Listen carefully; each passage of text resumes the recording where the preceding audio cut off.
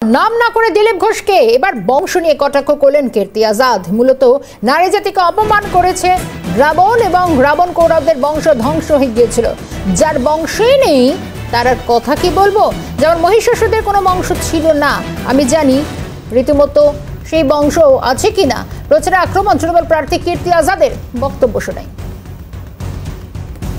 द्रौपदी का कौरवों ने अपमान किया, कौरवों का वंश खत्म हो गया। रावण ने किया, रावण का वंश खत्म हो गया। तो जो भी नारी का अपमान करता है उसका वंश खत्म हो जाता है। लेकिन जिस आदमी का वंश ही ना हो वो खराब क्या होगा। जैसे महिषासुर का कोई वंश नहीं था, महिषासुर का कोई वंश नहीं था, हमको मालूम नहीं इनका है या नहीं। द्रौपदी का শুনালাম কীর্তি আজাদের বক্তব্য। বর্ধমান দুর্গাপুরের রীতিমতো তৃণমূল কংগ্রেসের প্রার্থী কীর্তি আজাদ। টেলিফোনে রাজেশ রয়েছেন আমাদের সঙ্গে। রাজেশ, ইতিমধ্যে গত কয়েকদিন ধরে প্রার্থী হওয়ার পর, বিশেষ করে প্রচার শুরু হওয়ার পর দেখা যাচ্ছে কীর্তি আজাদ এবং দিলীপ ঘোষের যে তরজা চলছে। কারণ এর আগেও দিলীপ ঘোষ যেরকম বলেছিলেন যে কীর্তিকে 0 রানে আউট করবেন, এরপর পিছিয়ে তো নেই কীর্তি আজাদ নিজেও।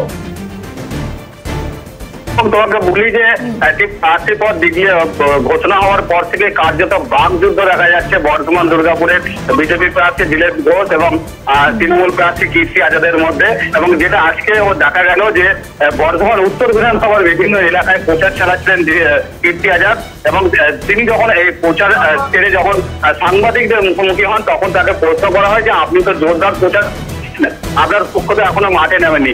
এই প্রশ্নের উত্তর দিতে গিয়ে তিনি সরাসরি বলে বসেন যে দিলীপ ঘোষ কার্যত নারী জাতিকে অপমান করছে। রাবণ কৌরবদের বংশ যেমন ধ্বংস হয়েছে, যেমন তাদের কোনো বংশ ছিল না। মহিষাসুরের কথা উল্লেখ করেন এবং মহিষাসুরের বংশের কথা উল্লেখ করেন, এবং তারপরে নাম না করে কিন্তু তিনি দিলীপ ঘোষের কার্যত আক্রমণ করেন। এবং তিনি যেটা বলেন, আমি জানি না ওনার বংশ আছে কিনা। এবং এখানে দাঁড়িয়ে রাজনৈতিক চাপানোচর এবং উত্তাপ ছড়িয়েছে। ইতিমধ্যে বিজেপির পক্ষ থেকে যেটা বলা হচ্ছে যে এইভাবে ব্যক্তিগত আক্রমণ করা হয়েছে, তারা কিন্তু নির্বাচন কমিশনের দ্বারস্থ হচ্ছে বিষয়টা নিয়ে।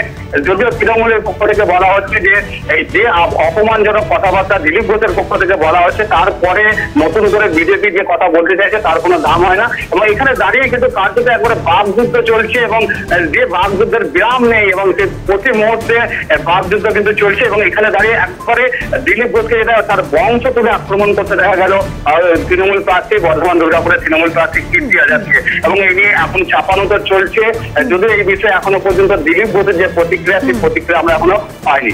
বেশ, একেবারে বোঝা যাচ্ছে, কারণ ভোটের দিন যত এগিয়ে আসছে রাজনৈতিক বাকযুদ্ধ অব্যাহত রয়েছে। ধন্যবাদ। সঙ্গে ছিলেন রাজেশ মন্ডল।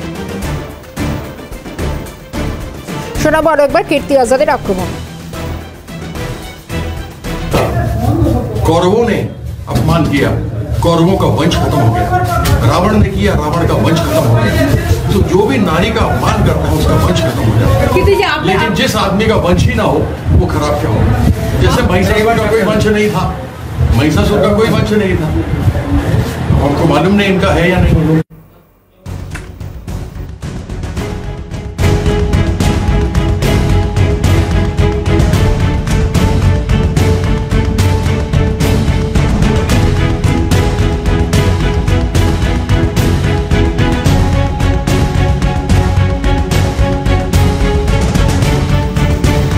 আজাদের বক্তব্য শোনালাম। নাম না করে দিলীপ ঘোষকে কড়া আক্রমণ শানালেন কীর্তি আজাদ।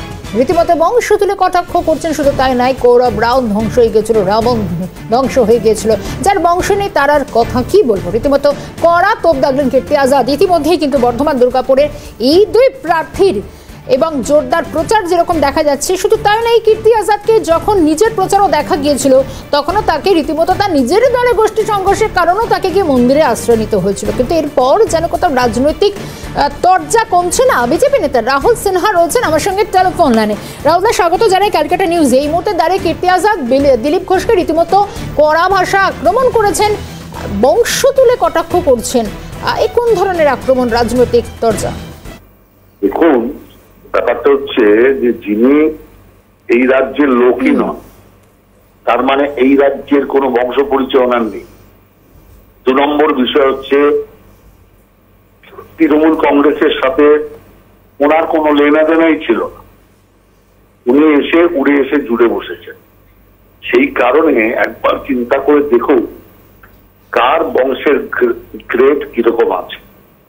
আর আমি মনে করি বুঝতেই পেরেছেন কীর্তি আজাদ যে এবারের নির্বাচনে হার নিশ্চিত, আর সেটা বুঝতে পেরেই এখন অসংলগ্ন কথাবার্তা বলে বাজার কিছুটা নিতে চাইছে।